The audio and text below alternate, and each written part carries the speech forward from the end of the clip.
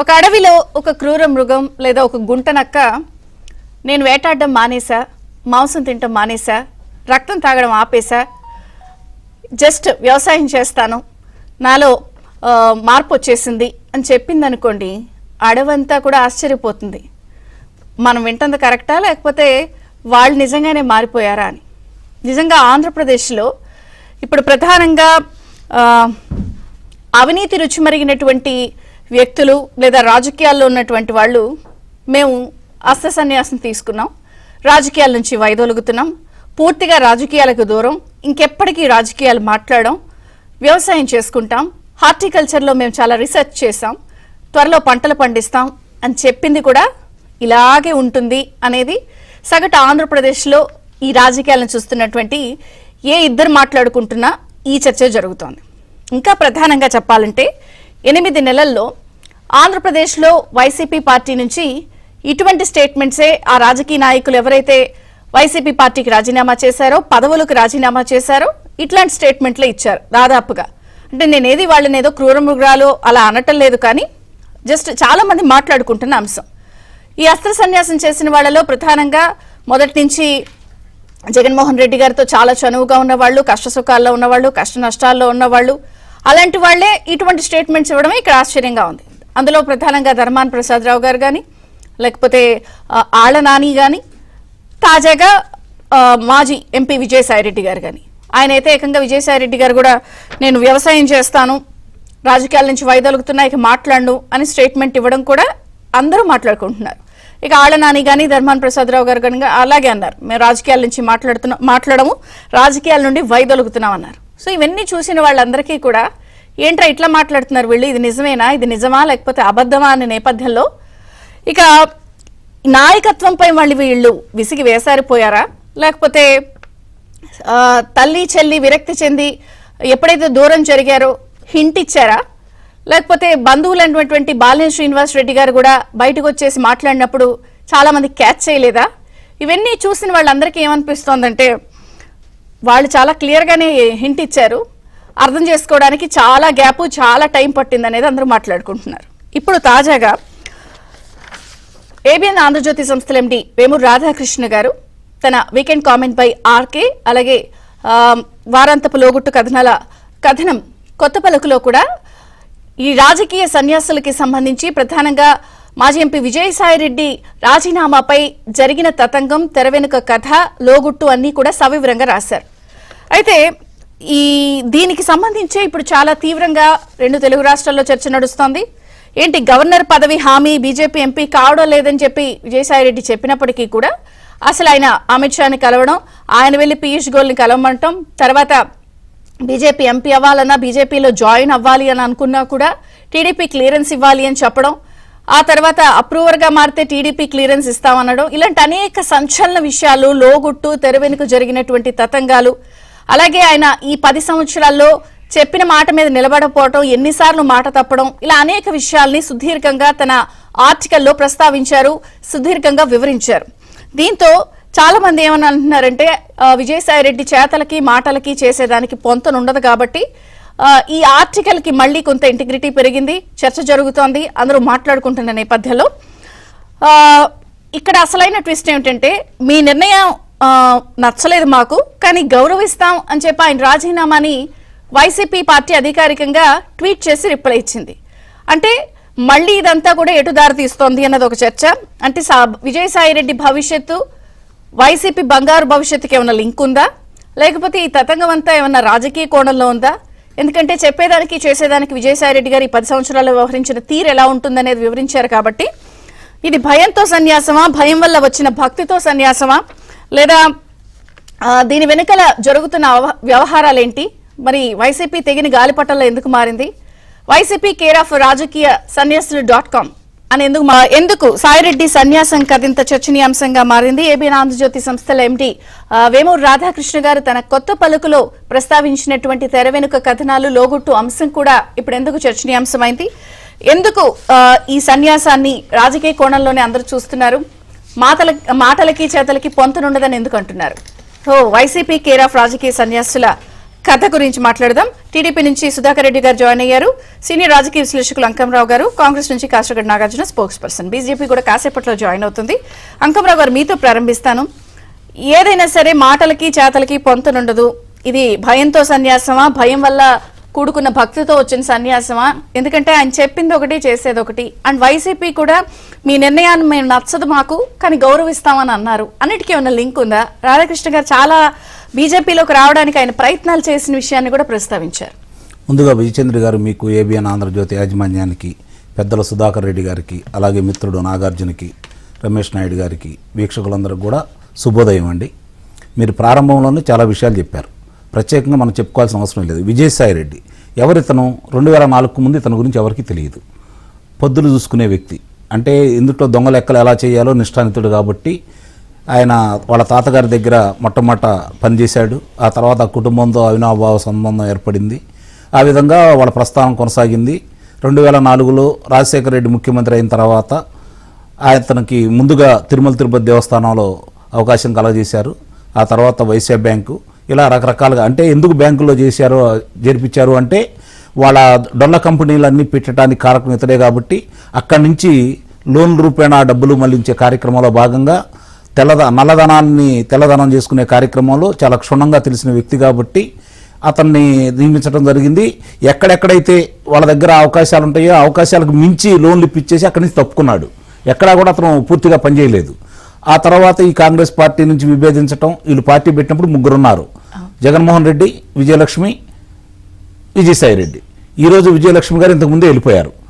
ఇప్పుడు విజయసాయి రెడ్డి వెళ్ళిపోయాడు. ఏక్ నిరంజన్, ఇప్పుడు ఏక్ నిరంజన్ మాత్రం అక్కడ మిగిలాడు అనమాట. రేపు భవిష్యత్తులో కూడా అదే జరుగుతూ ఉంటుంది. అక్కడి నుంచి మొదలైన ఇలా ప్రస్థానం. పార్టీ నుంచి బయటకు వచ్చారు, కాంగ్రెస్ పార్టీ నుంచి పార్టీ పెట్టుకున్నారు, ముందుకు సాగారు. 2014లో అధికారంలోకి వస్తామని కళ్ళగన్నారు, అధికారంలోకి రాలేదు. ఇతనికి మాత్రం 2016లో రాజ్యసభ దక్కింది. రాజ్యసభ దక్కిన కాడి నుంచి అంతకు ముందు కాడి నుంచి ఇంకోటి గమనించుకుంటా ఉంటాయండి మేడం, 2013లోనే బొల్లిబాబు అని చెప్పి చంద్రబాబు నాయుడు గారి గురించి మొట్టమొదటి మాట్లాడిన వ్యక్తిత్వం, లోకేష్ బాబును పప్పు అని మాట్లాడిన వ్యక్తిత్వం, పవన్ కళ్యాణ్ గురించి మాట్లాడిన వ్యక్తిత్వం. ఈరోజు ఏదో తను రాజీనామా చేస్తున్నానని దాని గురించి సుదీర్ఘమైనటువంటి ఒక లేఖ రాసిన సందర్భంగా దాంట్లో చంద్రబాబు నాయుడు గారితో నా కుటుంబంతో వ్యక్తిగత ద్వేషాలు ఏమీ లేవు, రాజకీయపరమైన ద్వేషాలే అని చెప్పి మాట్లాడుతూ ఉన్నాడు కదా. గతంలో అతను ఎక్స్ వేదికగా వికృతమైనటువంటి రాతలు రాస్తున్న సందర్భంగా చాలామంది కూడా దాన్ని విమర్శించినప్పుడు నేను ఇక ఇట్లాంటి రాయను అని చెప్పని, మామూలుగా పాము తనలో సహజత్వాన్ని ఏ విధంగా అయితే జనాన్ని చూసి భయపడి ఆగిపోయిద్దో, మళ్ళీ ఎవరు లేనప్పుడు ఎదురు తిరిగి కాటేసిద్దో, విషనాగ్ కంటే చాలా ప్రమాదకారితనం. వీకెండ్లో చాలా చక్కగా రాధాకృష్ణ గారు ఇతని పూర్వాపరాలు మొత్తం క్షుణ్ణంగా చెప్పాడు. అది మొత్తం చదివితే చాలు, అతని గురించి ఏం మాట్లాడుకోవాల్సిన అవసరం కూడా ఏం లేదు. మడవ తిప్పాడు. ఇప్పుడు ఆయన సవాల్ విసిరాడు, దానికి సమాధానం లేదు. ఢిల్లీ వస్తా అన్నాడు, దానికి సమాధానం లేదు. ఆయనకి ఎటు సమాధానం చెప్పే ధైర్యం ఎటు లేడు. కనీసం ఆయన క్షమాపణ చెబుతాడేమో ఎదురు చూశారు. ఆ పలుకుల్లో కూడా అలానే ఉదాహరించాడు. కానీ చెప్పే మనస్తత్వం ఇస్తుందని చెప్పి అయితే నేనైతే భావించట్లేదు. కాకపోతే ఇందాక మీరు అన్న దాంట్లో ఒక దాంట్లో మాత్రం నేను విభేదిస్తాను. ఆ పార్టీకి కానీ, జగన్మోహన్ రెడ్డికి కానీ, విజయసాయి రెడ్డికి కానీ బంగారు భవిష్యత్తు అనేది లేదు. అంటే దీనికి దానికి ఏమైనా లింక్ ఉందా అనేది అంటే మీ అంతరంగాన్ని నేను అర్థం చేసుకోగలను, కానీ ప్రేక్షకులు అర్థమయ్యే రీతిలో చెప్పాలన్న ఉద్దేశంతో నేను చెబుతున్నాను అనమాట. ఈ రోజు విజయసాయి రెడ్డి అనే వ్యక్తి ఈ నాకు తెలిసిన తర్వాత, నాకు కొన్ని విషయాలు క్షుణ్ణంగా తెలుసండి. నాకు తెలిసిన తర్వాత తారకరత్న గారు చనిపోయినప్పుడు చంద్రబాబు నాయుడు గారి కుటుంబంతో, నందమూరి వారి కుటుంబంతో అతను కొన్ని రోజులు గడిపిన సందర్భంలో వాళ్ళు అతనితో ప్రవర్తించిన విధానం, ఎందుకంటే అతను అన్ని విధాల వాళ్ళని ఇబ్బంది పెట్టినా, వాళ్ళ గురించి ఇష్టారీతిగా మాట్లాడినా, కానీ ఎంత గౌరవించి చూశారో చూసిన తర్వాత వాళ్ళ కుటుంబ సభ్యులు అతన్ని కూర్చోబెట్టి తిట్లు తిట్టారండి. మెట్ట తిట్లన్నీ తిట్టారు. ఇలాంటి కుటుంబంతో నువ్వు ఈ విధంగా మాట్లాడుతుంది, ఒకసారి నువ్వు బుద్ధి తెచ్చుకో అని చెప్పని వాళ్ళందరూ కూడా ఇతన్ని ఓ రకంగా అసహించుకున్నారు. అప్పుడే అతనికి అంతకు ముందు నుంచి 2022 నుంచే ఆ పార్టీలో అవమానం జరుగుతుంది. చాలా స్పష్టంగా చెప్పారు ఇక్కడ మనకి ఆర్కే గారు కూడా. 2022 నుంచి కూడా ఏ విధంగా అతను అవమానం చేస్తుందని చెప్పి మనసులో అది ఉంది. అట్లాగే కుటుంబ సభ్యులు అసహించుకునే విధానంతో అతనిలో కొంత మార్పు వచ్చిన మాట మాత్రం వాస్తవం. ఆయన చనిపోయిన భయం వల్ల, లేకపోతే ఎందుకు వచ్చిన గోళ అని గొడ్డలు గుర్తొచ్చింది కాబట్టి బయటికి రాలేదు. అర్థమైందా మీకు? గొడ్డలు గుర్తొచ్చింది కాబట్టి బయటికి రాలేదు. ఒకటి, అతను 6 నెలల ముందు నుంచి కూడా, అంటే 2023 ఫిబ్రవరి నుంచి మన పార్టీ ఓడిపోతుంది జాగ్రత్త పడండి అని చెప్పని తన సన్నిహితుల దగ్గర చెప్పాడన్న విషయం కూడా నాకు తెలుసు. అట్లాగే అతని యొక్క ముఖ్యమైన వ్యక్తులను కొంతమందిని తెలుగుదేశం పార్టీలోకి వెళ్ళండి అని చెప్పిన ప్రోత్సాహం కూడా చేశాడు. ఇది కూడా తెలుసు నాకు. మరి ఆ సందర్భంగా అతను ఇప్పుడు ఆర్కే గారు ఉదాహరించినట్టు నిస్సందేహంగా భారతీయ జనతా పార్టీలో వెళ్ళడానికి విశ్వ ప్రయత్నం అయితే చేశాడండి. కానీ అతని గురించి క్షుణ్ణంగా తెలిసిన తెలుగుదేశం పార్టీ వాళ్ళు కావచ్చు, భారతీయ జనతా చివరికి అమిత్ షా గారు కావచ్చు, పీయూష్ గోయల్ గారు కావచ్చు, అతను ఏ విధమైన ఎంకరేజ్మెంట్ అయితే చేయలే. ఎందుకంటే అతను ఆ పార్టీలో కంటూ వస్తే ఆ పార్టీకి అంత నష్టపోతుందో ఈరోజు చూశారు. ఎందుకంటే జగన్మోహన్ రెడ్డి అనే వ్యక్తి 5 సంవత్సరాల ఆంధ్ర రాష్ట్ర యొక్క విధ్వంసానికి రూపశిల్పి ఇతనే, కార్యక్రమాలు నిర్వహించింది అతనే, చేసింది కూడా ఇతనే. సింహభాగం ఇతనికే చెందుతుంది. A1 అతనైతే ఇతను A2గా ఉన్నాడు. ప్రతి దాంట్లో కూడా చూడండి, అతను ఆర్థికంగా అతని మీద ఏదైతే నేరాలు అయితే ఉన్నాయో వాటన్నిటి కూడా A2గా ఇతనే ఉన్నాడు. ఎందుకంటే ఇతని ఆధ్వర్యంలో ఏమి తెలిసినాయి, ఇతను ఏం చెయ్యితే వాళ్ళకి లాభం పొందుతారో, ఏ విధంగా డొల్ల కంపెనీలు పెట్టచ్చో, దాంట్లోంచి నల్లధనాన్ని, ఎందుకంటే వీళ్ళు షెడ్యూల్ ద్వారా ఎవరికైతే భూమి ధరాదత్తం చేయించారో వాళ్ళ దగ్గర నుంచి తిరిగి ధనం ఎలా తీసుకోవాలి, 10 రూపాయలే ఉన్నటువంటి ముఖ విలువని 300 రూపాయలు 1000 రూపాయలకి ఎలా అమ్ముకోవాలి, ఈ విధంగా ధనాన్ని తీసుకొచ్చి వాళ్ళకి పెంచి పోషించి ఈ స్థాయిలో తీసుకొచ్చేసి ఆంధ్ర రాష్ట్రం విధ్వంసానికి జగన్మోహన్ రెడ్డి కంటే ఇతనే ఎక్కువ కారణం అని చెప్పి అయితే నేను భావిస్తున్నాను. కాబట్టి ఇతని గురించి జాలి గాని దయ గాని ఏ విధంగా చూపించాల్సిన అవసరం అయితే అస్సలు లేదు. ఇప్పుడు ముందుగానే తొలి పలుకుల్లో ఎంత స్పష్టంగా చెప్పారో ఈ విషయాలన్నీ కూడా ఆర్కే గారు నాకు తెలిసినంత వరకు 7-8 సంవత్సరాల నుంచి ఆయన చెప్పిన ప్రతిదీ నిజమవుతానే ఉంది. ముఖ్యంగా వాళ్ళ చెల్లి విషయంలో కావచ్చు, షర్మిల గారి విషయంలో కావచ్చు, విజయలక్ష్మి గారి విషయంలో కావచ్చు, ఈ పార్టీ విషయంలో కావచ్చు, జరుగుతున్న విషయాల్లో కావచ్చు, ఈ యొక్క నాయకులు ఎలా వెళ్ళిపోతారనే విషయాల్లో కావచ్చు క్షుణ్ణంగా చెబుతున్నారు. ఒకటి మాత్రం నేను చెప్పగలను, అంటే మీ దగ్గర ఆయన పొగుడుతున్నానని కాదు, కానీ ఒక్కసారి గనక తొలి పలుకులు గనక ఆయన చూసుకుంటా ఉంటే పార్టీలు వాళ్ళ పార్టీలు ఎలా ముందుకెళ్లాలో అవి చదువుకుంటే చాలు. ఆ వారంలో జరిగినటువంటి లోపాలేంటో తెలుస్తాయి, మంచేందో తెలుస్తుంది. కాబట్టి ఈ ముఖ్యంగా విజయసాయిరెడ్డి విషయంలో ఎవ్వరు కూడా అతని మీద సానుభూతి కానీ అతను ఏదో పరివర్తన చెందిందని మాత్రం మీరైతే భావించాల్సిన పని లేదని నేనైతే భావిస్తున్నాను. కాంగ్రెస్ నుంచి కాసిరెడ్డి నాగార్జున గారు, నమస్తే. బ్రేక్ఫాస్ట్ న్యూస్ కి స్వాగతం. నమస్తే మేడం. నిన్న ఆంధ్రజ్యోతి సంస్థల ఎండి రాధాకృష్ణ గారు క్లియర్ కట్ గా జరిగింది ఏంటి, బీజేపీలోకి వెళ్ళటానికి ట్రై చేశారు, లేకపోతే బట్ క్లియరెన్స్ రావలేదు, కర్చీఫ్ వేయడానికి అయితే ట్రై చేశారని చెప్పారు. ఇవన్నీతో పాటుగా మొన్న షర్మిల గారు ఏమన్నారు, విజయసాయి రెడ్డి జగన్ కి అత్యంత సన్నిహితుడు, ఏ పని ఆదేశిస్తే ఆ పని చేస్తాడు, అబద్ధాలు జగన్ చెప్తే సాయిరెడ్డి బయటకు వచ్చి చెప్తాడు, ఇలాంటి సన్నిహితుడు రాజీనామా చేశాడంటే చిన్న విషయం కాదు, జగన్ కు విజయసాయి రెడ్డి వదిలేశారంటే ఎందుకు, ఒక్కొక్కరు ఎందుకు బయటకు వెళ్తున్నారు, దీని వెనకాల ఏదో ఒక కోణం ఉంది, సో ప్రాణం పెట్టిన వాళ్ళందరూ వీడుతున్నారంటే కూడా దీన్ని తేలిగ్గా తీసుకోవద్దు, కార్యకర్తలారా ఆలోచించండి అన్నారు. ఆల్మోస్ట్ నిన్న సంస్థల ఎండి రాధాకృష్ణ గారు కూడా అదే రాశారు. ఏమని, ఇదంతా మాటలకి చేతలకి పొంతనుండదు, తెర వెనక చాలా ఉంటుంది, ఇట్లా ట్రై చేశారు, ఇవన్నీ చెప్పారు. మీరేం చెప్తారు మేడం? నిజంగా సన్యాసం అనేది చెప్తాను మేడం. ఫస్ట్ దానికంటే ముందు వీకెండ్ కామెంట్ బై ఆర్కే గారి యొక్క స్టోరీ గురించి నేను మీకు చెప్పాలి మేడం. ఎందుకంటే జనరల్ గా ఇలాంటి మంచి ప్రోగ్రామ్ అనిపిస్తున్నట్టు మీకు థ్యాంక్స్ మ్యామ్. జనరల్ గా ఒక హీరో కానీ లేదా డైరెక్టర్ కానీ లేదా స్పోర్ట్స్ ఆడే అతనికి కానీ ఫ్యాన్స్ ఉంటారు మేడం. నేను ఎస్పెషల్లీ రాధాకృష్ణ గారికి వెరీ బిగ్ ఫ్యాన్ మేడం. ఎందుకంటే వీకెండ్ కామెంట్ బై ఆర్కే అనేది నేను ఎక్స్క్లూజివ్ చాలా బాగా చూస్తాను మేడం. ఒక రోజు సాటర్డే కనుక అది మిస్ అయితే సండే కానీ మండే కానీ వెతుక్కోనాలా నేను వీకెండ్ కామెంట్ బై ఆర్కేలో ఆయన ఏం సార్ ఏంటంటే అబ్జర్వ్ చేసుకుని దాన్ని బట్టి రాజకీయంగా ఎలా అడిగేయాలో ఎలా మాట్లాడాలో నేను చాలా నేర్చుకున్నాను మేడం. ఎందుకంటే ఈ రోజు నా దగ్గర డేటాతో సహా చెప్పడానికి నేను ముందుకు వచ్చాను మేడం. ఇది సాక్షి రోత మీడియా చూడొచ్చు, లేదంటే అందులో ఉన్న జర్నలిస్ట్ చూడొచ్చు, నాతో డిబేట్కి వస్తానో పర్లేదు మేడం. కొన్ని నిజాలు మీకు చెప్పాలి మేడం. నేను కొన్ని కేసెస్ మేడం 2019 ఎలక్షన్ ముందు డేటా చోరీ అని చెప్పేసి వైసీపీ కానీ ఇక్కడున్న కేసీఆర్ కానీ చాలా నాటకాలు ఆడారు మేడం. నాటకాలు ఆడితే రాధాకృష్ణ గారు ఆ రోజు చెప్పారు, ఏది అధికారం టీడీపీకి అధికారం వెళ్ళకముందు చెప్పారు, డేటా చోరీ అనేది బిగ్ స్కాము, అసలు ఏం లేదు, ఇది కావాలని ఎలక్షన్ కోసం వీళ్ళు డ్రామాలు ఆడుతున్నారు చెప్పాడు మేడం. గెలిచిన తర్వాత ఆ కేసుని కేసీఆర్ కానీ జగన్మోహన్ రెడ్డి కానీ తీసి పక్కన పడేశారు. అంటే డేటా చోరీ అనేది అప్పుడు రాధాకృష్ణ గారు చెప్పిందే జరిగింది మేడం. ఆ తర్వాత 2019లో ఎలక్షన్ ముందు జేఎస్పీ ఏదైతే పవన్ కళ్యాణ్ గారు టీడీపీ నుంచి కానీ బీజేపీ ఇలా విడిపోవడం కరెక్ట్ కాదు, మీరు విడిపోతే మీకు దెబ్బ తగిలిద్దని చెప్పి ఆ రోజు చెప్పారు మేడం. చెప్పినట్టే ఆయనకి ఒక్క సీటు మాత్రమే గెలిచారు మేడం. ఆ రోజు జనసేన పార్టీ కార్యకర్తగా నాయకులు గారు రాధాకృష్ణ గారు ఎంత తిట్టారో నేను చూశాను మేడం. కానీ ఆయన చెప్పింది అక్షరాలా జరిగింది మేడం. ఆ తర్వాత పోతే నిమ్మగడ్డ రమేష్ గారి విషయంలో వీళ్ళ అధికారం వచ్చిన తర్వాత ఇన్ని కేసులు పెట్టి అంత ఇబ్బంది పెట్టారు చూశారు మేడం. ఆయన ఆ రోజు చెప్పాడు ఈ కేసులన్నీ కోర్టులో నిలబడు, కక్ష చర్య అని చెప్పారు మేడం. ఈ రోజుకి అది తేలిపోయింది మేడం. అతనికి రావాల్సిన ఎరియర్ సాలరీ మొత్తం ఇచ్చి అతనికి ఇచ్చేశారు మేడం. ఆ తర్వాత పోతే మేడం ఇది వెరీ వెరీ ఇంపార్టెంట్. సుబ్రహ్మణ్యేశ్వర స్వామి అని చెప్పి ఒక అతను ఉన్నాడు మేడం. ఏంటంటే టీడీటీ వెబ్సైట్లో ఏసఐ గురించి ఒక ఆర్టికల్ రాశారు మేడం. ఆర్టికల్ రాస్తే రాధాకృష్ణ గారు ఏబిఎన్ గారు ఏంటంటే దాంట్లో మీ ఛానల్లో ప్రచురితమైన తర్వాత పరువు నష్టం దాబా విషయంలో ఏం చేశారంటే సుబ్రహ్మణ్య స్వామి 200 కిలోమీటర్ల దూరం నుంచి స్పెషల్ ఫ్లైట్లో వచ్చి తిరుపతి వచ్చి రాధాకృష్ణ గారి మీద కేసేస్తాను, నేను వెంకన్న స్వామి భక్తుని, నేను వెంకన్న స్వామి దర్శించుకోవడానికి వచ్చాను, మీరు ఇలాంటి వెబ్సైట్లో వచ్చని చెప్పి అబద్ధాలు ఎలా రాస్తామని చెప్పి ఆ రోజు ప్రెస్ మీట్ పెట్టి మాట్లాడారు మేడం. అందులో ఆయన క్లారిటీగా చెప్పాడు అసలు సుబ్రహ్మణ్యం అనే అతను లాయర్ కాదు అని తేల్చి చెప్పేసింది రాధాకృష్ణ రమణ. ఆ తర్వాత అది బయటపడింది.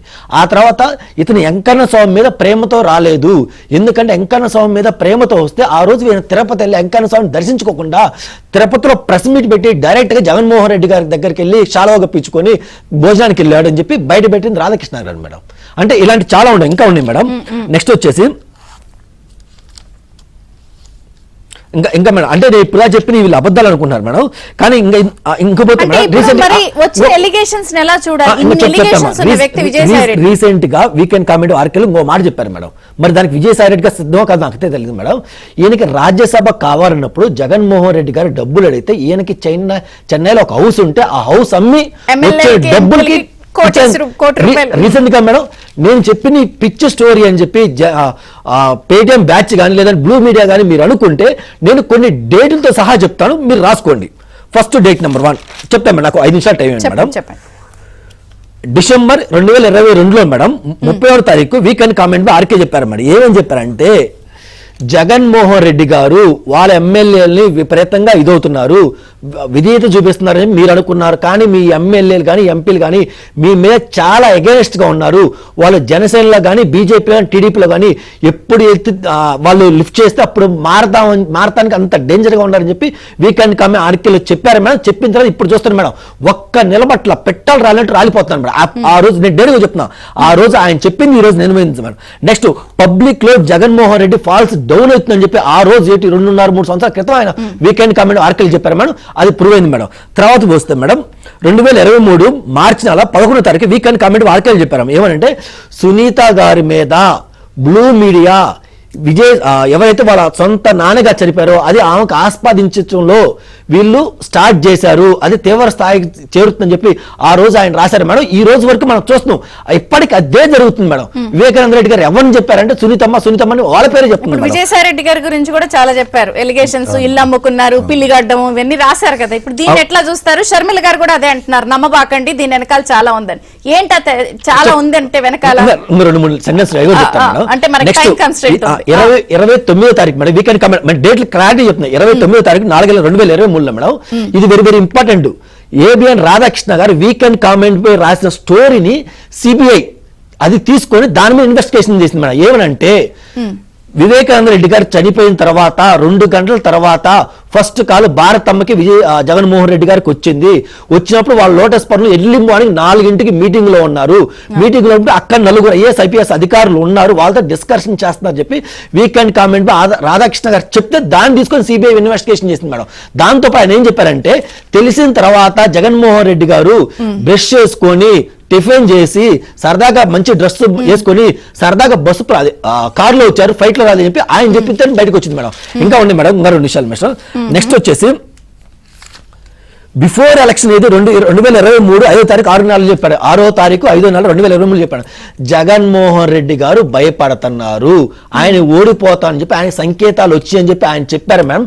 చెప్పిన ఎగ్జాక్ట్ సంవత్సరం క్రితం ఆయన ఏంటంటే నాకు ఎవ్వరూ లేరు, నాకు మీరే ఉన్నారు, మీకు దండం పెడతాను, నాకు ఓటేసి గెలిపించండి, ఇంకొకసారి ఛాన్స్ ఇచ్చిన జగన్మోహన్ రెడ్డి గారు అన్నారు మేడం. కరెక్ట్ గా 1 సంవత్సరం జరిగింది మేడం. అది అంటే ఆయన చెప్పిన ఎలా జరిగింది చెప్తున్నా మేడం. ఆ తర్వాత పోతే మేడం ఇంకా 20వ తారీఖు 5/2023 ఇది very very important madam. YS Sharmila గారు తెలంగాణలో పార్టీ పెడతారని ఫస్ట్ చెప్పిన ఛానల్ ఏబిఎన్ మేడం. చెప్పిన తర్వాత ఆమె 23లో జరిగే ఎలక్షన్ లో పోటీ చేయదు అని చెప్పిన ఫస్ట్ ఛానల్ ఏబిఎన్ మేడం. దాని తర్వాత ఆమె డెఫినెట్ గా కాంగ్రెస్ పార్టీకి సపోర్ట్ చేసింది. ఆ తర్వాత కాంగ్రెస్ పార్టీతో పాటు ఏపీలో కాంగ్రెస్ బాధ్యత తీసుకుంటుంది. వైఎస్ఆర్ గారు లోటు తీరుస్తుంది. దాంతో పాటు ఏంటంటే జగన్మోహన్ రెడ్డి గారు రిటర్న్ గిఫ్ట్ ఇచ్చిందని చెప్పిన ఫస్ట్ ఛానల్ ఏదైతుందంటే అది ఏబిఎన్ మేడం. నేను డేట్లతో సహా చెప్తున్నాను 20. మరి ఇప్పుడు నేను అనేది సరే, ఇక అవన్నీ వదిలేసేయండి, హిస్టరీ అందరికీ తెలుసు. ఇప్పుడు ఆవిడ చెప్తున్నారు అంత తేలిగ్గా తీసుకోబాకండి దీని వెనకాల చాలా ఉందని చెప్పారు. సరే, ఇవన్నీ ఓకే.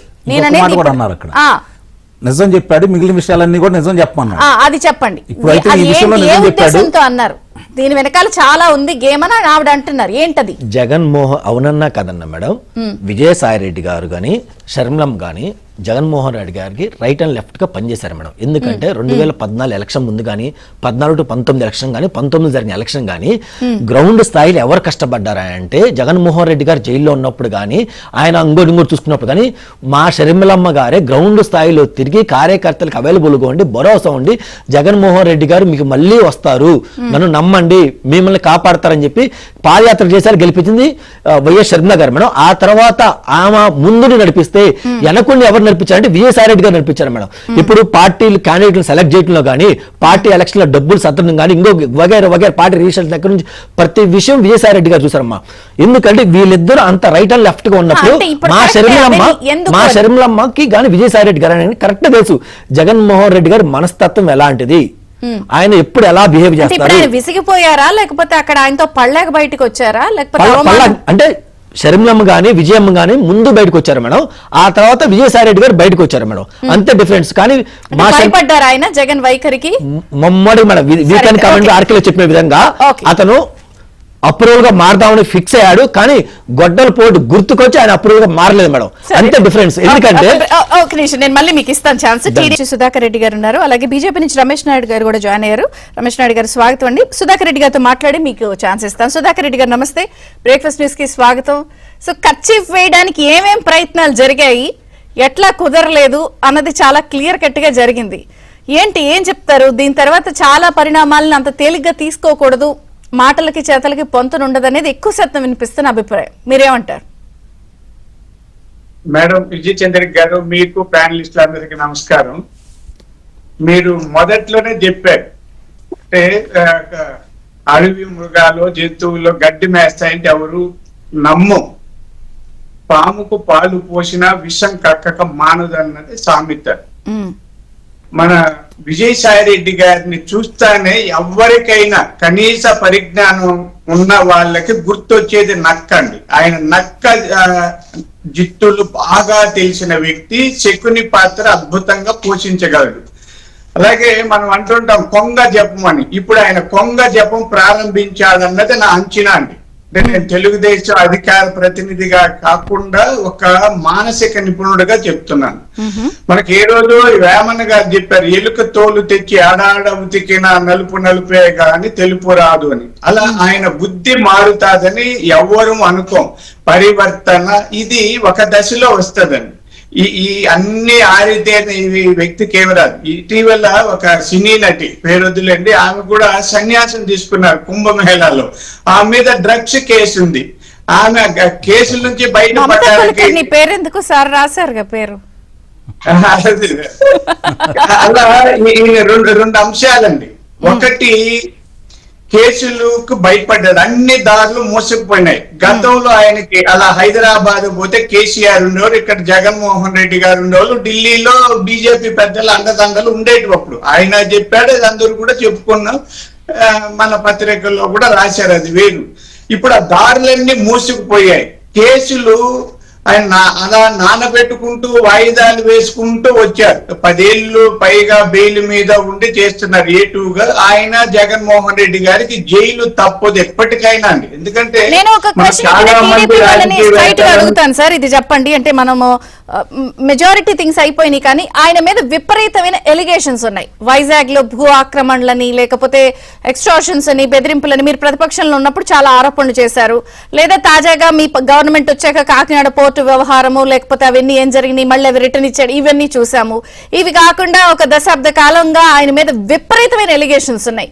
ఈ ఎలిగేషన్స్ నేపథ్యంలో ఇప్పుడు ఆయన ఎంపీ పదవికి అన్ని బాధ్యతలకి రాజీనామా చేశారు. ఎక్కడైనా సరే దేశం దాటి ఫారిన్ వెళ్ళిపోయి అన్ని వదిలేసుకున్నారు కాబట్టి తప్పించుకునే అవకాశం ఉంది కదా. ఈ కోణంలో మీరు ఎవరినైనా ఆలోచిస్తున్నారా? మేడం, అందరికి ఇప్పుడు అంత సులభంగా ఆయన ఏమి అంచనా ఏదో వదిలేయి పెట్టదండి. ఆయన మీద ఉన్న అలిగేషన్స్ అన్ని ఉన్నాయి. ఆయన కొత్త ఎత్తుగడ వేశాడు అంతే. అంత ఇక్కడ ఎవరు మూర్ఖులు లేరు. మిగతా వాళ్ళందరూ యామారిపోయి ఆయన చెప్పిన దొంగ మాటలు విని ఆయనలో పరివర్తన వచ్చింది, మంచోడనే ప్రశ్నే లేదు. చట్టం తన పని తాను చేస్తుందండి. మీరు పరివర్తన చెందినా చెందకపోయినా, మంచి వాళ్ళైనా చెడ్డ వాళ్ళైనా చేసిన పనికి శిక్ష తప్పదు. ఇలా అయితే అందరూ పరివర్తన చెందిపోమా. ఈ రోజు మర్డర్ చేస్తాను, రేపటి నుంచి నేను చాలా పరివర్తన చెందాను, కేసు వదిలేమంటే వదులుతారా? ఆయనకి శిక్ష తప్పదండి. అంటే నాకు ఇక్కడ 2 డౌట్లు ఉన్నాయండి. ఒకటి అంటే మనం అందరూ అనుకున్నట్టు అప్రూవర్ గా మారుతారా లేదా గొడ్డలి పోటుకు భయపడి ఉన్నారా అనేది ఒక యాంగిల్. నా యాంగిల్ ఏమంటే అతను జగన్మోహన్ రెడ్డి గారిని ఆ పార్టీని కాపాడడం కోసం విధి లేక గత్యంతరం లేక రాజీనామా చేసి బీజేపీలోనూ లేదా అధికారం ఉన్న వాళ్ళ పంచన చేరి కాపాడుకుంటారనేది నా అంచనా అండి, సైకాలజిస్ట్ గా. క్లియరెన్స్ ఇవ్వకే కదా ఈ తిప్పలో వేసిన కర్చీఫ్లు విఫలమయ్యాయి కదా, ఆశ్రయం దొరకలేక కదా ఈ చర్చ. మరి ఇంకెవరు ఇస్తారు? మీరెవరు? బీజేపీ మీ అలయన్స్ లో ఇవ్వను, మీరు క్లియరెన్స్ ఇవ్వాలని అంటున్నారు. జనసేన కుదరదు, చిరకాల స్నేహం అన్నా సరే సరే అనుకుందాం. మరి ఇక్కడ ఇంకేంటి? మీరు అనుకున్నదట్టు ఇది కనపట్లేదు కదా మేడం. ఇప్పుడు రాజకీయాలు అన్ని కనిపించవండి.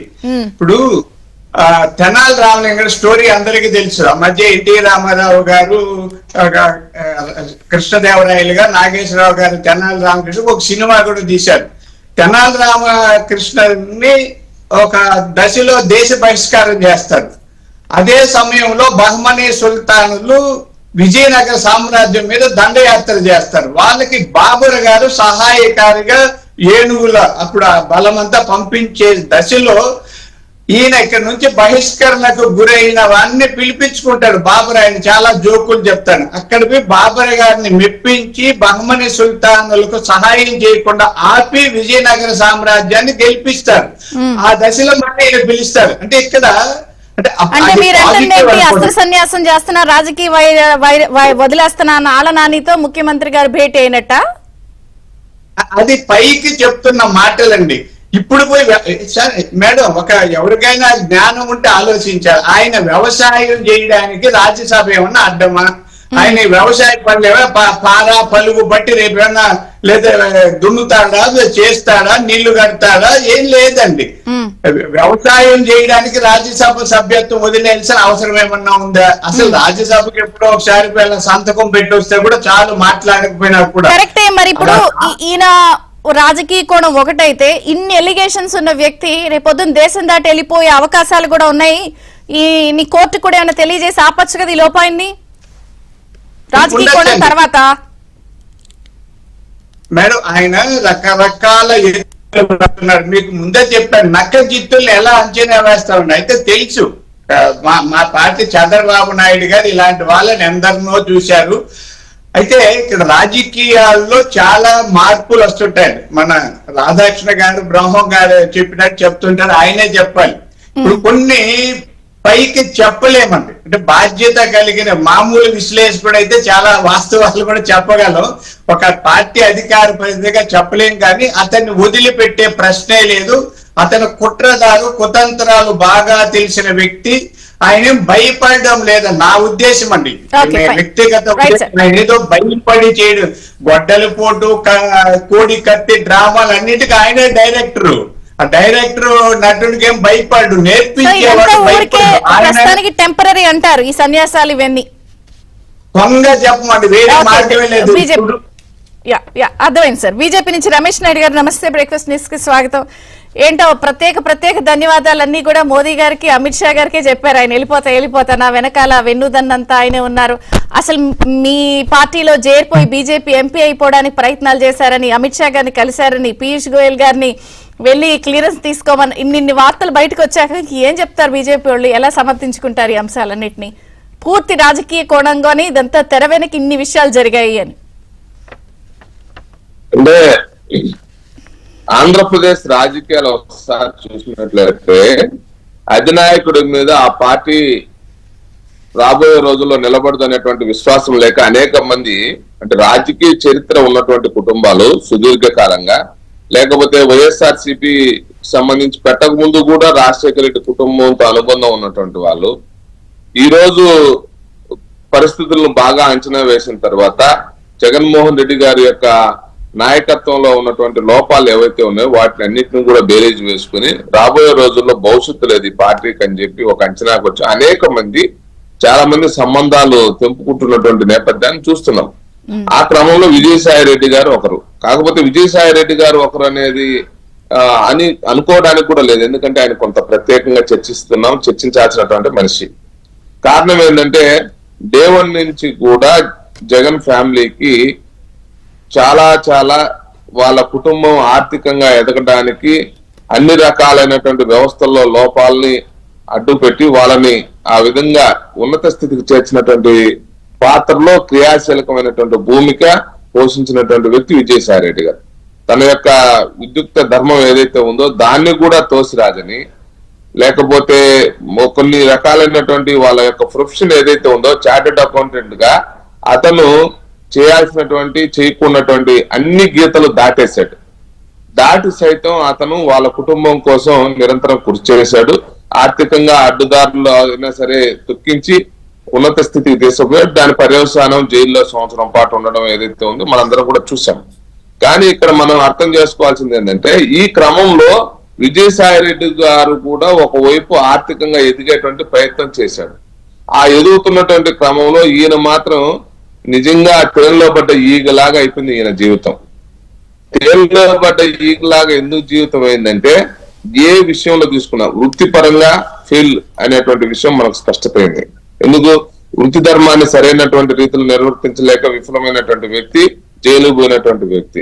రెండోది రాజకీయాలు అన్నామా, రాజకీయాల్లో కూడా ఈ రోజు అనేక రకాల అతనే చెప్తున్నారు, మీరు నేను చెప్పుకోవాల్సినటువంటి అవసరం లేదు, కానీ తనకు తానే చెప్తున్నాడు, నేను జగన్మోహన్ రెడ్డి తోటి మసలలేను, పడుతున్నటువంటి అవమానాలు అంతా ఇంత కాదు, అనేక మందిని రాబోయే రోజుల్లో మన పార్టీ అధికారంలోకి రాదని చెప్పి పక్క పార్టీలోకి పంపించినటువంటి పరిస్థితులు కూడా ఉన్నాయి అనేటువంటి విషయం జగన్మోహన్ రెడ్డి గారు కూడా గుర్తించారు. కాబట్టి ఇది అవునో కాదో అని కొందరు అన్నారు. ఒక పెద్ద మనిషిని ఎంపీగా కూడా పంపించి ఒకరిద్దరు ఎంపీలుగా పంపించినటువంటి ప్రోత్సహించినటువంటి వ్యక్తి కూడా విజయసాయి రెడ్డి గారే. అది తెలిసినటువంటి జగన్మోహన్ రెడ్డి గారు ఆయన మీద కూడా పోటీ పెట్టించాడు. ఈయన సంపాదించుకున్నటువంటి ఆ 4 రూపాయల లెక్క కూడా పోయేటట్లు చేశాడు అనేటువంటి విషయం అర్థమయ్యేటట్లు చాలా మంది చెప్పుకుంటున్నారు.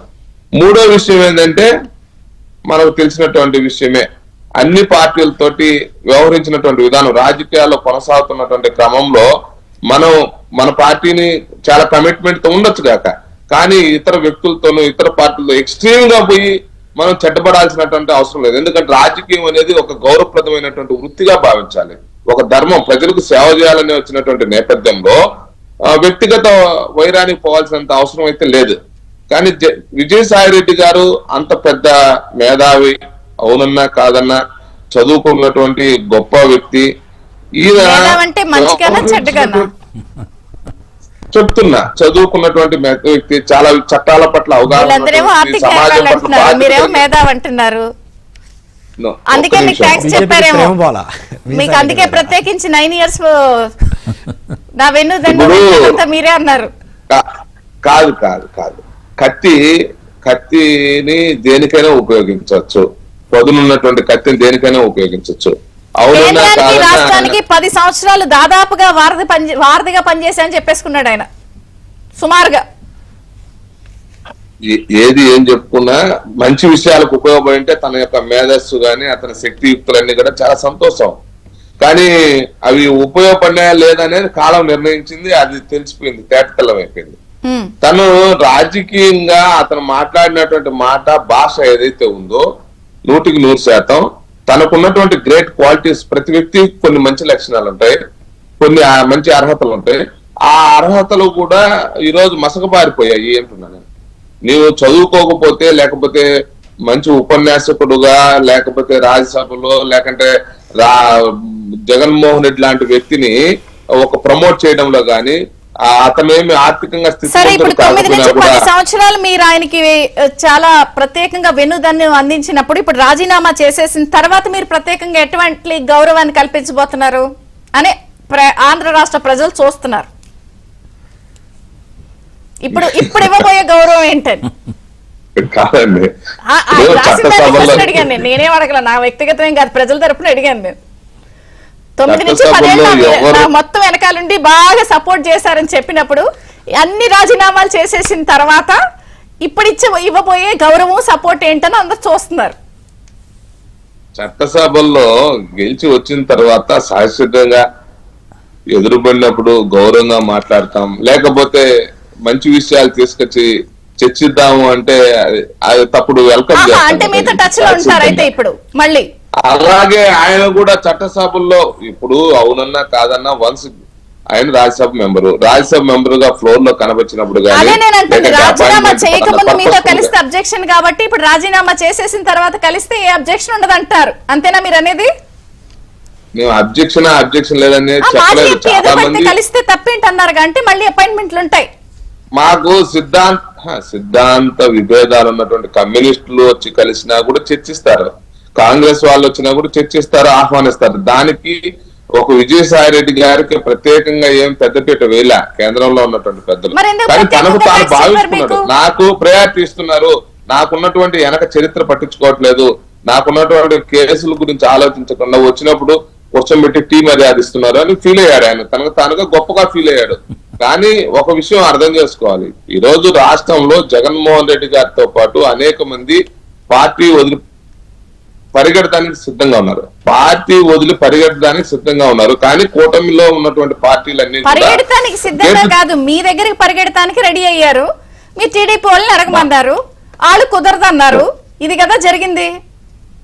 మాకే కాదండి, మా పార్టీతో పాటు జనసేనకు టీడీపీకి ఎవరికి అనుకూలంగా ఉంటే వాళ్ళ పార్టీలోకి పోవడానికి రెడీగా ఉన్నప్పటికీ కూడా మేము 100% క్యారెక్టర్ ని క్యాలిబర్ ని గత చరిత్రని వాళ్ళ ప్రజలతో జరిపినటువంటి వాళ్ళ రాజకీయంగా అధికారంలో ఉన్నటువంటి సమయంలో ప్రతిపక్షాలతో మసులుకున్నటువంటి తీరు గాని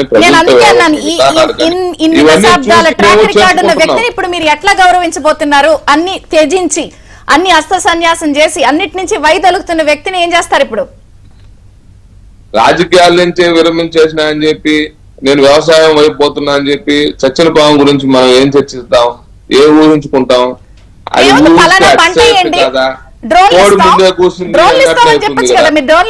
డిస్కౌంట్ లో ఇస్తారు కదా, సబ్సిడీ డ్రోన్లు ఇవ్వండి.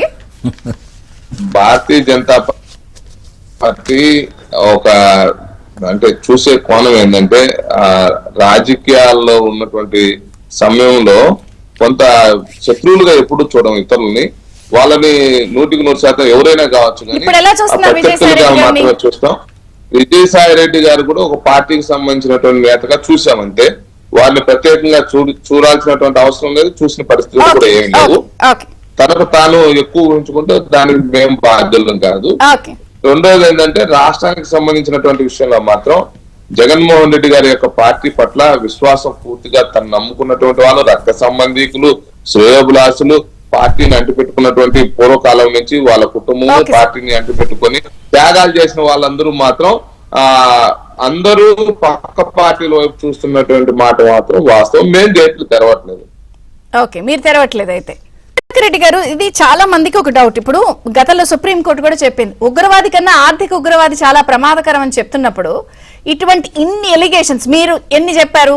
బంధువుల పేరిట అక్రమ ఆస్తులు కూడగట్టుకున్నారనో లేకపోతే భూ ఆక్రమణలకు పాల్పడ్డారనో ఎన్ని చేసిన ఎలిగేషన్స్ మీద ఇప్పుడైనా ఫిక్స్ చేస్తారా? ఇప్పుడు దేశం దాటిపోయి వెళ్ళిపోయే అవకాశం ఉంది కదా, లేదా ఇందులో చాలా కోణాలు ఉన్నాయని చెప్తున్నప్పుడు మరి ఫిక్స్ చేస్తారా, లేకపోతే అన్నిటినీ సన్యాసం చేసి వదిలేశారు కాబట్టి మంచివాడి జాబితాలో వేసి వదిలేస్తారా?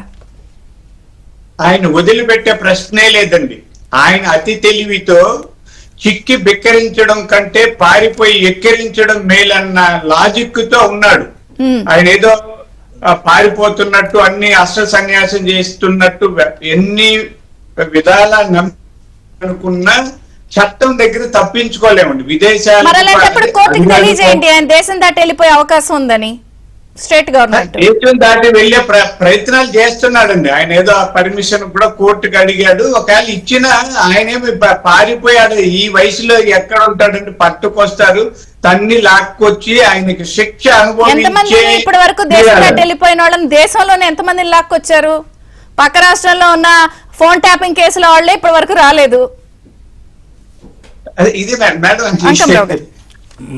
ఇవన్నీ ఉంది కానీ ఆయన ఖచ్చితంగా అరెస్ట్ చేస్తారు. సరే సార్ విజయచంద్ర గారు, ఇప్పుడు రెండు విషయాలు చెప్పి ముగిస్తాను నేను. చెప్పండి. మొట్టమొదటిది, అతను విదేశాలకు వెళ్ళి ఎన్నికి రాడు. గతంలో కూడా చెప్పాను నేను. ఎట్టి పరిస్థితుల్లో కూడా అతను విదేశాలకు వెళ్ళే అవకాశం కనిపిస్తే మళ్ళీ తిరిగి అయితే రాడు. మీరు అన్నట్టు సుప్రీం న్యాయస్థానమే చెప్పింది ఆర్థిక ఉగ్రవాది అన్ని నేరాల కంటే చాలా ప్రమాదకరం అని చెప్పని. ఇక ఈ పార్టీకి సంబంధించినంత వరకు ఒక విషయాలు చెప్తాను నేను. ముందుగా విజయలక్ష్మి వెళ్ళిపోయారు ఎన్నికల ముందు. ఎన్నికల్లో విజయం వెళ్ళిపోయింది. ఇప్పుడు విజయసాయిరెడ్డి వెళ్ళిపోయాడు. అంటే ఇక వాళ్ళకి విజయాలు అనేవి కానీ ఆ పార్టీ మనుగడ కానీ ఇక లేదనేది చాలా స్పష్టం. ఇప్పుడు ఈ ఆర్థిక ఉగ్రవాదికి సంబంధించి ఇప్పుడు దస్తగిరి లొంగిపోయాడండి. వాస్తవ విషయాలన్నీ చెప్పాడు. ఇప్పుడు ఇతనిలో పరివర్తన వస్తే ఫలానా జరిగిందని చెప్పి ఈరోజు చెప్పాలి కదా. చెప్పట్లేదు అంటే ఇంకా అతను జగన్మోహన్ రెడ్డికి విధేయుడిగానే ఉన్నాడు కదా. నిన్న దాంట్లో ఉదాహరించిన దాంట్లో కూడా విజయలక్ష్మి గారి గురించి ఒక మాట మాట్లాడలేదు, మిగిలిన వాళ్ళ గురించి మాట్లాడలేదు. ఆయన ఇంకా కూడా భారతి గారికి అట్లాగే జగన్మోహన్ అని చెప్పారు. వైసీపీ వాళ్ళు మీ నిర్ణయం నచ్చలేదు కానీ గౌరవిస్తామని ట్వీట్ కాదు, మిగిలిన వాళ్ళు ఎవరన్నా బయటకు వెళ్తే వాళ్ళు రోజులు తరబడి వాళ్ళ కుటుంబ సభ్యుల్ని అందరిని తిట్టిచ్చారు కదా. మరి ఇతని గురించి ఒక్కడు కూడా మాట్లాడలేదంటే అంతర్గతంగా వాళ్ళందరూ కలిసి చేస్తుందే కదా. ఇది నిస్సందేహంగా వాళ్ళు కాపాడుకోవడం కోసం. పాయింట్ చెప్పండి సార్.